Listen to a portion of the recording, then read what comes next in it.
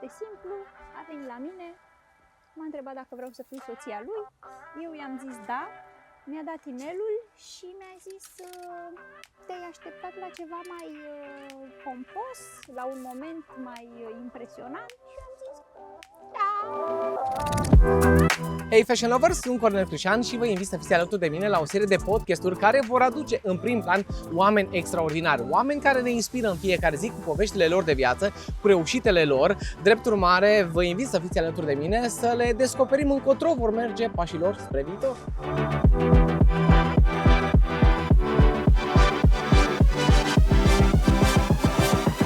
Alături de mine sunt Ziana Super! Bună, ce faci? Cum ești? Tole? Hei DJ, vă pup și vă pup, sunt foarte bine, sunt foarte fericită să mă aflu astăzi aici alături de tine.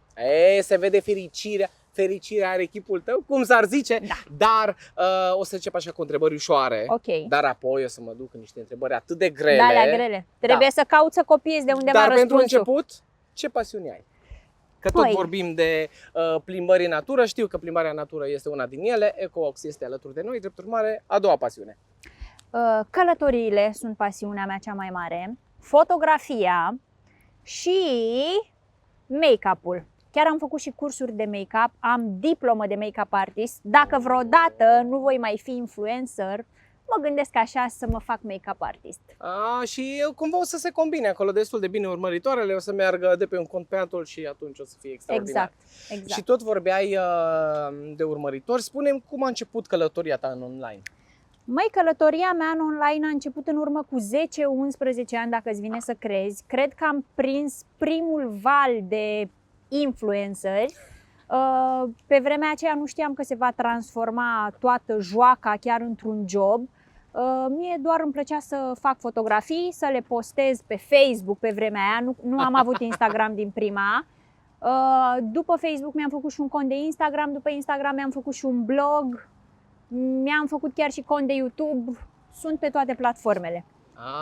Deci ești super, cum s-ar zice. Deci totul a pornit într-o joacă. Cumva mi-ai anticipat următoarea întrebare. Da. Cum ai ajuns ceea ce ești astăzi? Super! Super! Multă lume poate să creadă că mă numesc super așa pentru că mă cred eu super. De fapt este un tic verbal pe care îl aveam în adolescență, pe vremea când stăteam pe Messenger, pe Yahoo Messenger. Acel buz de pe vremuri? Exact! Aveam acest tic verbal, când cineva îmi povestea ceva, eu spuneam într-una super, super, super. Și am avut un ID de Messenger care includea și acest cuvânt super și de aici vine, nu de la faptul că mă cred eu super, deși sunt. Deși asta voiam zic, că acum ești super. Sunt drăguță. Mie mi se pare superb să ai o părere bună despre tine. Corect. Da, trebuie Subscriu, sunt de acord cu tine. Exact. Mă gândeam așa, dacă ești super și mulți te văd super și vor să vină fanii la tine, de exemplu, sau o urmăritoare, ești greu de abordat de către cei din jurul tău? Sau? Nu, exclus, din contră. Eu cred că mă emoționez mai tare decât ei atunci când vin la mine și chiar când am ocazia să merg la un festival sau în locuri unde ai șansa să te întâlnești cu urmăritorii, intru pe Instastory și le spun mereu, acum mă aflu la cornerul X, veniți, vreau să vă întâlnesc, să ne pupăm, să ne îmbrățișăm, să ne cunoaștem. Pentru mine este o bucurie imensă să-mi întâlnesc urmăritorii. Ce drăguț! Ce înseamnă pentru tine partea asta de influencer? Că până la urmă influențezi lumea să-și cumpere un rimel, o pereche de papuci, o înghețată, nu știu, ceva. Ce înseamnă pentru tine partea de influencer?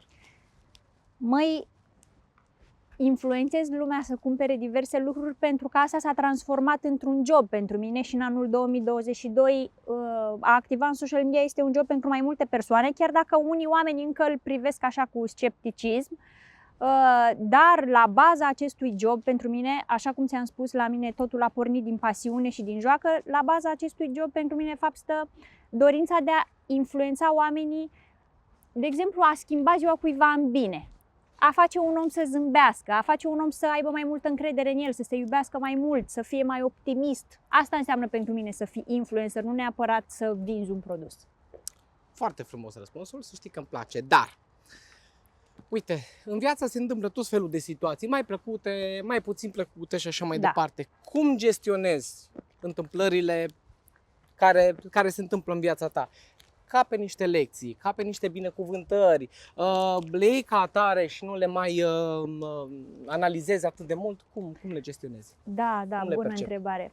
Mai în primul rând, eu când am zile mai grele, mă rog foarte mult. Mă rog și când am zile bune, nu doar când am zile grele, mă rog zi de zi și asta mă ajută pe mine întotdeauna. Un secret pe care ți-l zic ție, de fapt nu mai e secret, pentru că l-am spus și în online de multe ori, când ai o problemă, cheamă-ți îngerul păzitor, pentru că de asta există îngeri, ăsta este rolul lor, să vină să te ajute, însă ei nu intervin atunci când tu nu-i chemi, pentru că îți respectă liberul arbitru.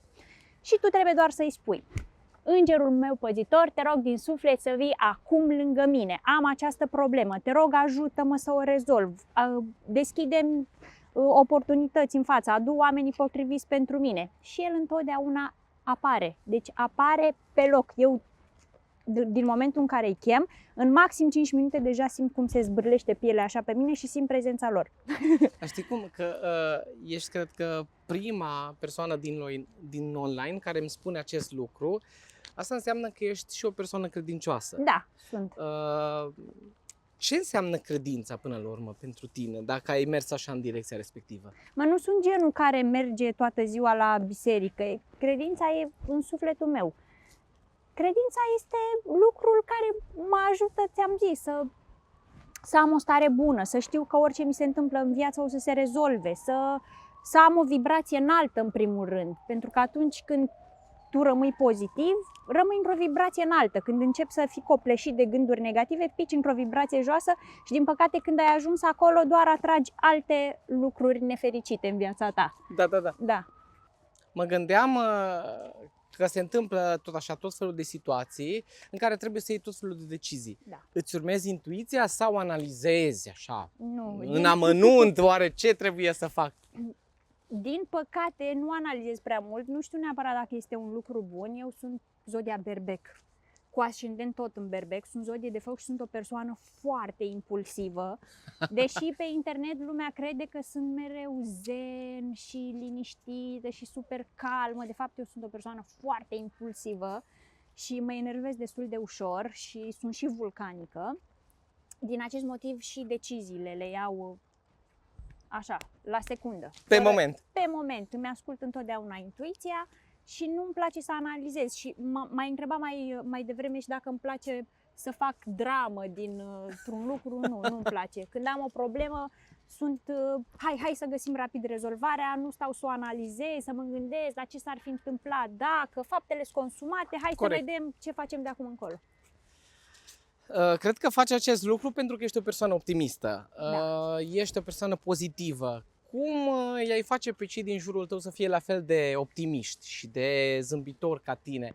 Cum i-ai aduce pe calea lor să ajungă și ei la, nu știu, 100% zâmbete în fiecare zi și optimism și gânduri pozitive? Nu sunt nici eu la 100% în fiecare zi, adică mă străduiesc, fac eforturi în acest sens, pentru că, într-adevăr, fericirea e o alegere, știi? Mai am o zi proastă, vreau să rămân în starea asta sau încerc câteva tehnici ca să ies din starea asta, știi? E alegerea ta dacă vrei să rămâi acolo sau te străduiești să ieși din starea aia, știi? În primul rând, propriul exemplu, nu? Este cel mai important. Oamenii urmează felul în care ești. În al doilea rând, eu împărtășesc cu urmăritorii mei tot felul de tehnici pe care le pun și eu în practică. Uite, trebuie să-mi spui și mie o tehnică. Uite, o tehnică foarte ușoară. În momentul când ești foarte trist, să ai o stare mai puțin bună, spune 5 lucruri pentru care ești recunoscător. Recunoștința este o unealtă foarte importantă care îți crește vibrația. Te uiți în jurul tău și te gândești, măi, pentru ce sunt recunoscător acum? Și enumeri 15 lucruri. 1, 2, 3, 4, 5. Pentru că trăiesc într-o țară unde este pace, pentru că respir oxigen și aer curat, uite, printre copaci ăștia, pentru că sunt sănătos, pentru că am picioare și pot să merg, pentru că am mâncare în frigider, am o casă unde locuiesc. Și o să vezi că, în primul rând, și îngerii apar lângă tine când îți spui recunoștințele și îți crești vibrația. Deja mi-ai dat o metodă și îmi place, să știi. Ești înconjurată de oameni în fiecare zi. Cât de exigentă ești cu ei? Cât de selectivă ești cu persoanele din jurul tău? Sunt foarte selectivă, dar nu sunt exigentă. Adică cu persoanele pe care le-am acceptat să rămână în viața mea nu sunt deloc exigentă, dar i-am triat foarte mult de-a lungul anilor, am foarte puțini prieteni.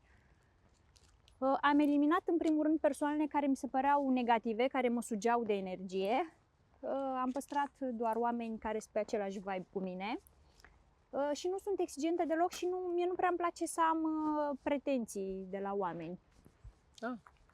Îmi place să las oamenii să fie așa cum vor ei să fie, nu-mi place să pun presiune pe nimeni, pentru că și eu aștept același lucru. Îmi place să mă lase fiecare să fiu așa cum sunt eu și oricum e greu să schimbi un om. Ori îl accepți așa cum e, ori lasă-l să se ducă. Uite, că tot vorbeai, accept omul așa cum e. Da.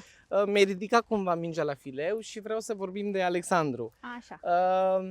Cum v-ați întâlnit și cum ai știut, uite, el este alesul, cu el vreau să trăiesc până la adânci bătrâneți? Deci este o poveste foarte frumoasă. Avem timp, EcoWorks continuă, avem papuci foarte buni, Da. poți să povestești. Asta da. Alex a participat la o emisiune la televizor, o emisiune de gătit, în urmă cu, nici nu mai știu cât au trecut de atunci, 8-9 ani. Iar mama mea, care este foarte pasionată de gătit, era nebunită după acea emisiune, îndeosebi era nebunită după Alex. Îmi spunea în continuu, domne, cum e Deci Alex? soacra l-a cunoscut întâi, pe am Dar înțeles. ce crezi? Pe el îl cheamă Alex Iacob, iar pe mine mă chema tot Sânziana Iacob, adică aveam același nume de familie. Și mama îmi spunea, uite așa un băiat ca Alex Iacob, mi-ar plăcea și mie să ai, mamă. Și eu nu mă uitam la emisiune și nu înțelegeam despre ce vorbește. Aveam impresia că delirează. Și Ți l-a prezentat ea cumva? Nu, într-o zi m-a chemat, vino repede la televizor să-l vezi. M-am dus, l-am văzut o secundă, atâta l-am văzut, pentru că pe mine mă cam enerva mama cu insistențele astea și nu voiam să îi dau satisfacție să mă uit. L-am văzut așa o secundă și am zis, haide dragă, lasă-mă cu prostiile tale. Măi, dar în secunda aia când l-am văzut, mi s-a părut efectiv că e o persoană luminoasă, care are o aură de înger. Nici nu pot să explic. Mi s-a părut extraordinar.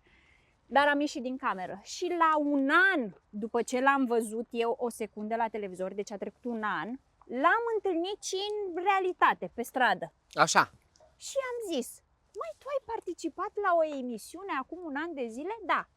Păi mama mea e fanata cea mai mare. Zic, hai te rog să faci o poză cu mine pentru că mama o să fie în extaz. Am făcut o poză împreună. La ceva timp după această fotografie ne-am împrietenit și pe Facebook. Am început să discutăm pe Facebook, dar el nu mă invita în oraș. Și eu l-am întrebat. S-a lăsat greu, cum s-ar zice. Tot vorbeam, dar nu mai. Și am scris, măi Alex, dar de ce nu mă inviți în oraș? Practic tu te-ai autoinvitat în oraș? Da. Și el mi-a zis, pentru că dacă aș ieși cu tine, aș leșina de emoții. Și eu i-am zis, uite cum facem, ieșim într-un parc cu lac. Dacă leșin eu, te arunc în lac să-ți revii. Sau dacă leșin eu, cumva să fie... Nu, că eu nu leșinam. E bine atunci. Și ne-am întâlnit într-un parc. Ne-am întâlnit în Cismigiu.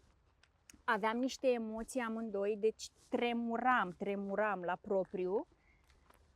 Și cred că am avut 2-3 date-uri maxim, după care ne-am mutat împreună.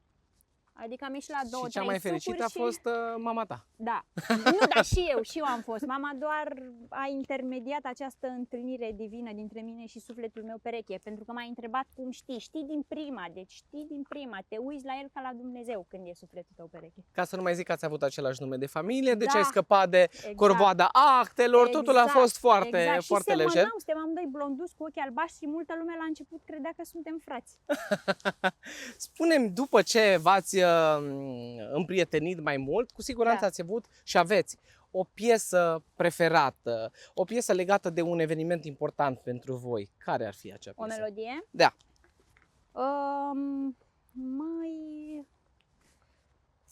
N-ai voie să zici Celine Dion, să știi. Nu. O melodie dragă nouă, care trebuia să fie melodia noastră de la dansul mirilor, dar din păcate n-am mai făcut nunta din cauza pandemiei, adică am avut o nuntă în biserică doar cu părinții și nașii, am fost 6 persoane, atât. Foarte restrânsă în acest Dar caz. dacă am fi avut nunta mult visată, melodia noastră ar fi fost Verde Împărat de la Delia. o melodie foarte emoționantă. Frumos. Da. Spuneai că l-ai văzut la o emisiune culinară. Da, Spune-mi, deși cred că intuiezi răspunsul, cine gătește acasă sau cine gătește mai mult acasă? Alex. Mie nu-mi place să gătesc deloc. Deci răspunsul deloc. e simplu, Alex, Da. 100%. Da. Lumea și închipuie că Alex, pentru că e bucătar, toată ziua gătește și altceva nu mai are de făcut, dar are și el job, are și alte treburi, nu gătește zi de zi. Iar când nu gătește el, eu îmi comand mâncare de pe aplicație. Și tu gătești foarte repede, cu 2 clicuri ai rezolvat problema. Da. Pentru nori mai fac și eu gustărele, dar chestii complicate nu prea. Acum că suntem doar noi doi, Da. ce ai vrea să-i mărturisești lui Alexandru și n-ai avut ocazia să, uite, vreau să-ți mărturisesc acest aspect sau nu știu, ceva.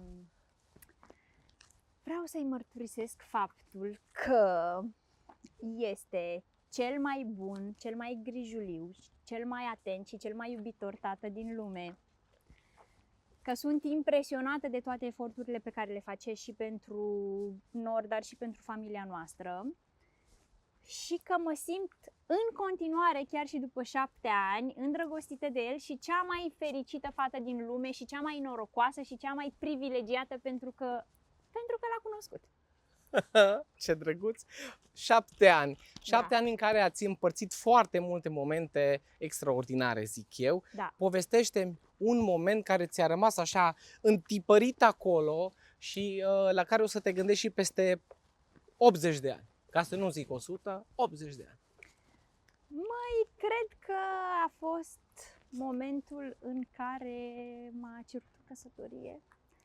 Deși nu a fost ceva foarte regizat sau pompos, mie mi-a rămas în inimă, a fost un moment foarte simplu. Eram în casa noastră pe care o cumpărasem de puțin timp și a fost visul nostru să reușim să ne cumpărăm o casă pentru că înainte stăteam în chirie.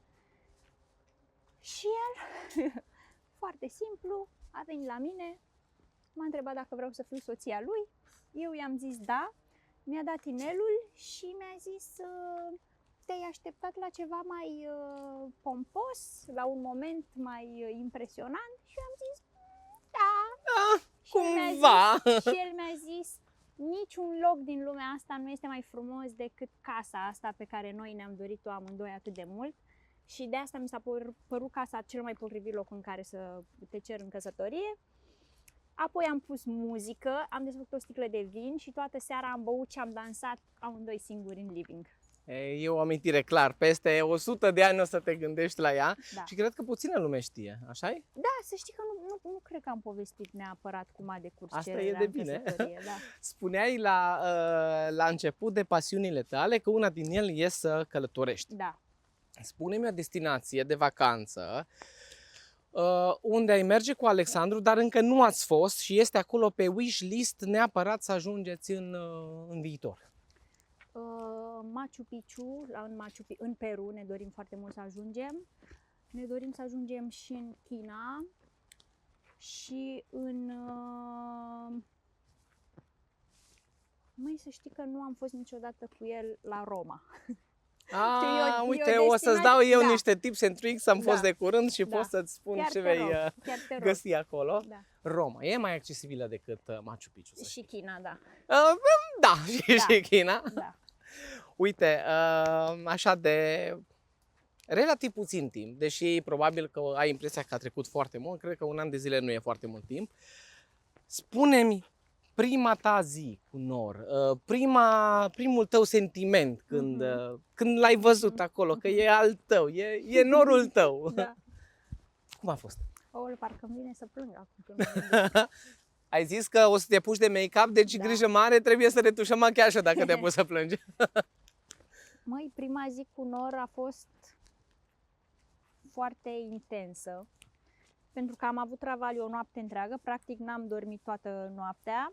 L-am născut dimineața la 6:30, iar atunci când naști, corpul elimină foarte multe endorfine și serotonină, care îți dau un sentiment de, nici nu știu cum să te explic. Te simți ca în al 9-lea cer. nu vreau să sune aiurea, dar te simți de zici că ești drogat efectiv cu hormonii aia. Îmi plăcea cum miroase tot în jurul meu, mi se părea că miroase superb, că e cel mai frumos din lume, îmi venea așa să-l mănânc și datorită hormonilor eram atât de fericită încât nu am putut să dorm, cred, deși nu dormisem cu o noapte înainte, încă 2 zile efectiv n-am putut să închid un ochi, am stat în continuu 2 zile și 2 nopți și m-am uitat la el. De fericire. Da, eram în extaz, efectiv, ăsta este cuvântul potrivit. Eram în extaz, un sentiment pe care nu l-am mai trăit în viața mea. Adică am avut multe momente frumoase în viața mea, dar să trăiesc un asemenea extaz nu mi s-a mai întâmplat. Și uite, așa s-a întemeiat familia ta. Da. Cum împarți viața de familie cu jobul, cu mediul online? Cred că îl împart așa cum se străduiește orice femeie să-și împartă viața. Adică nu mi se pare jobul meu foarte diferit față de alt job. Da, orice om are și familie, și job, și copil. Eu încerc să am un echilibru între ele. La început, în primele luni, chiar mi-am pus pe pauză proiectele, dar uite că nu am stat 2 ani totuși într-un concediu cum stau alte mame. Ai avut acel job de 8 ore la birou. Da, da. Da, mă străduiesc să le împac pe amândouă. Te rog, Da, mulțumesc, da, te iubesc, da. cu plăcere. Cât de des le folosești și de ce? Știi că asta e tot o tehnică, Ho'oponopono se numește, să o cauți pe Google. Este tot o tehnică prin care să-ți crești vibrația. Când ai un conflict cu o persoană, de exemplu, îi spui în mintea ta de 21 de ori, te iubesc, îți mulțumesc, iartă-mă, îmi pare rău. Și o să vezi cum, instant, conflictul acela începe să dispară, conflictul dintre voi. Să cauți tehnica Ho'oponopono. Eu spun foarte des cuvintele astea, știu că multe persoane se feresc să spună iartă-mă, să recunoască, am greșit, îmi pare rău. De exemplu, soțul meu recunoaște mai greu.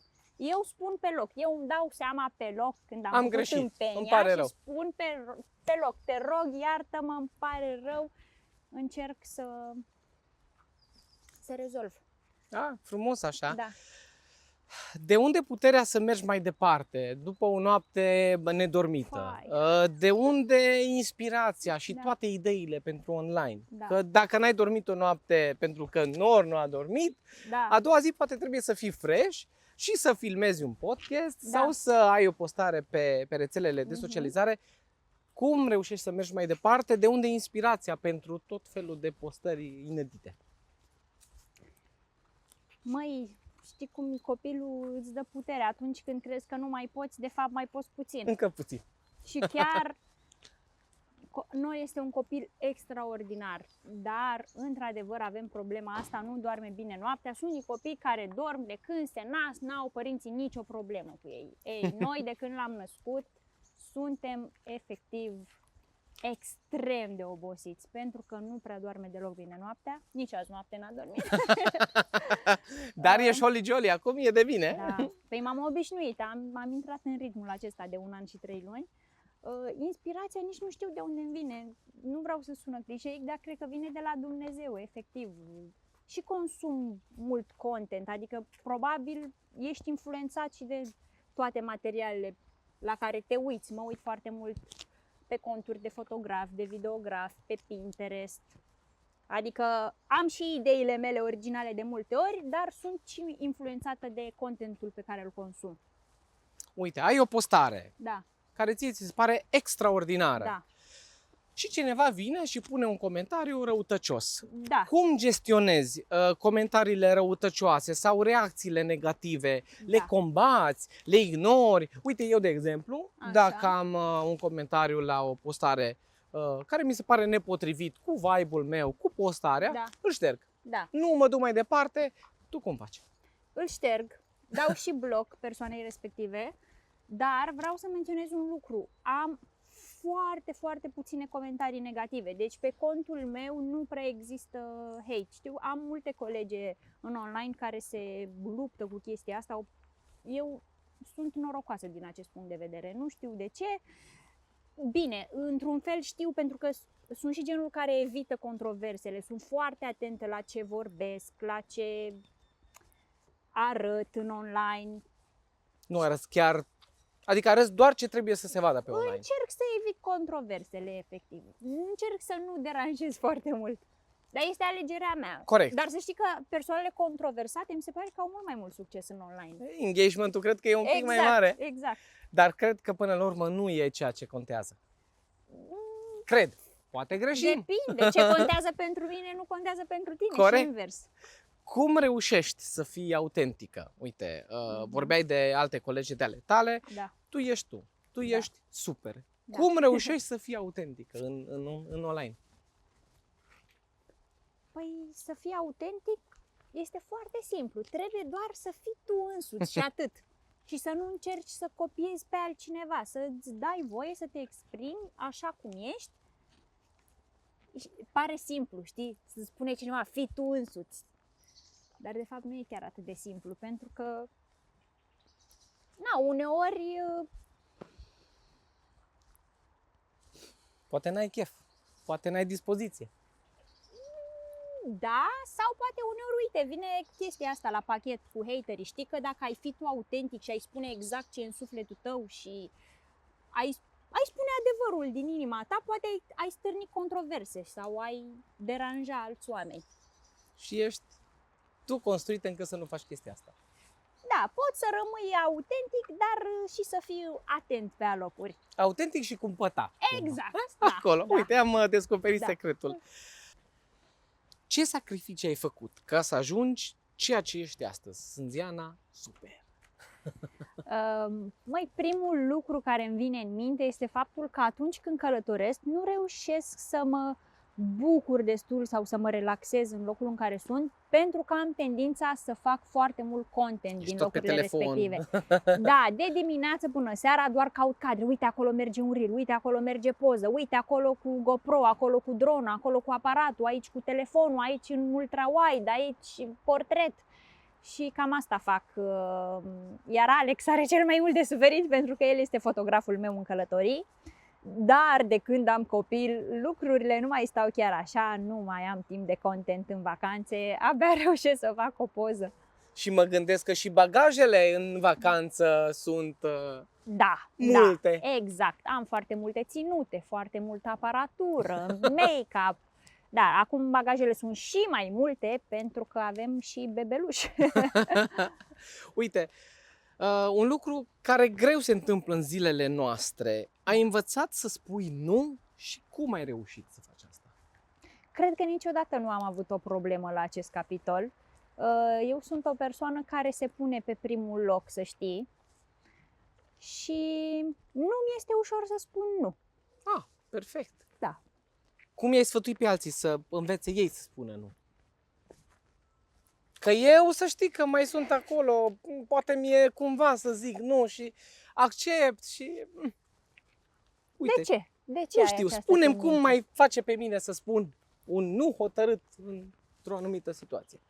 Pentru că trebuie să te gândești care sunt prioritățile tale, care sunt dorințele tale, iar eu întotdeauna pun dorințele mele pe primul loc. Nu înțeleg de ce aș pune dorințele altor. Bineînțeles, nu mă refer la familie, normal că sunt atentă la nevoile soțului, copilului, dar în general în viață, pentru mine prioritar este să fiu eu fericită și mulțumită.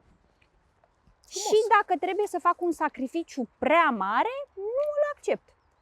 E foarte Spuneai simplu. că vrei să fii fericită, Da. ceea ce e un lucru bun. Da.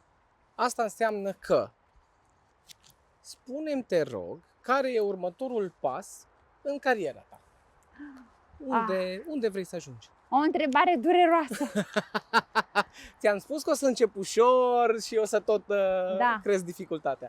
O întrebare dureroasă pentru că nu am un plan foarte bine pus la punct din acest punct de vedere. Eu mi-am dorit foarte mult în paralel cu online-ul să-mi dezvolt și un business. Am avut mai multe idei, dar nu am reușit să pun în aplicare niciuna. Iar acum, pentru că viața de mamă m-a luat pe sus, nu am reușit să mai canalizez energia în această direcție. Dar în viitorul, sper eu, nu foarte depărtat, o să auzi de mine. și de businessul meu de succes. Oh, deci nu o să-mi spui acum despre ce este vorba. Tocmai ți-am spus că nu am un plan bine L-ai pus tu la punct. acolo undeva gândit, dar e la păstrare. Da. Uite, spune-mi, te rog, un mesaj pentru cei care ne urmăresc, pentru cei care ar vrea să fie influencer, care ar vrea să fie ca tine. Ce i-ai sfătui? Să dau un mesaj pentru persoanele care își doresc să devină influencer? Da? Sau pentru cei care pur și simplu te urmăresc, le place de tine? Sigur o să fie ceva frumos. Măi, le transmit un mesaj celor care s-au uitat astăzi la noi. Le spun că îi pup, îi îmbrățișez, le trimit toată energia mea pozitivă. Vreau să vă spun că orice grijă ai acum pe suflet, să știi că o să se rezolve. Orice problemă are rezolvare, trebuie doar să... Ce? Spune că te-am învățat azi. Să îți chemi îngerul pozitor care să te ajute. Asta. Dar mă duceam și în direcția că dacă vrei cu adevărat Și ceva, asta. se întâmplă. Da. Mulțumesc! A fost o plimbare extraordinară. Ai povești care inspiră. Uite, am învățat lucruri noi și îți mulțumesc pentru acest lucru. Cu siguranță cei care ne urmăresc îți mulțumesc și ei. I-ai inspirat cu exemplele, cu tot ceea ce ne-ai povestit tu despre tine, despre ceea ce te-a făcut să fii super. Îți mulțumesc și abia aștept să ne reîntâlnim, să mai povestim, că tare, tare mult mi-a plăcut astăzi. Îți mulțumesc din suflet și încă un sfat pentru urmăritorii noștri: să poarte întotdeauna încălțăminte confortabilă. Încălțămintea confortabilă îți face viața confortabilă și mai fericită și mai liniștită. Și pe lângă acea încălțăminte care trebuie să fie confortabilă și, desigur, EcoWalks, eu vă invit în continuare să urmăriți și celelalte podcasturi, pentru că sunt adevărate povești de viață, povești care o să vă inspire, cum a fost cea de astăzi. Drept urmare, rămâneți în continuare și urmăriți-ne.